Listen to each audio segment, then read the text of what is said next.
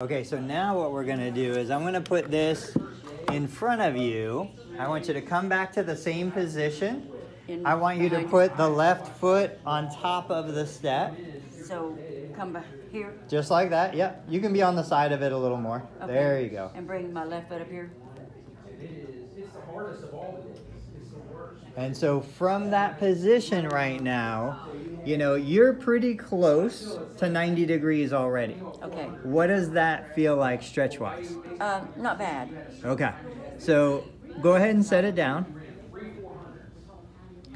This time when you put it up, I want your toe, instead of your toe being here, I want your toe to be a little bit further back so your heel is going to hang off. Okay.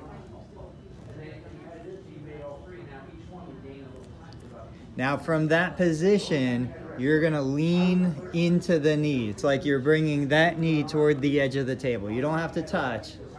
There you go. Can you feel that stretch a little more? Okay.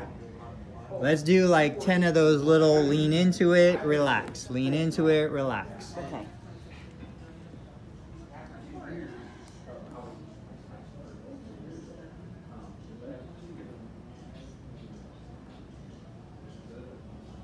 Do I count to 10 on this one too? Yeah.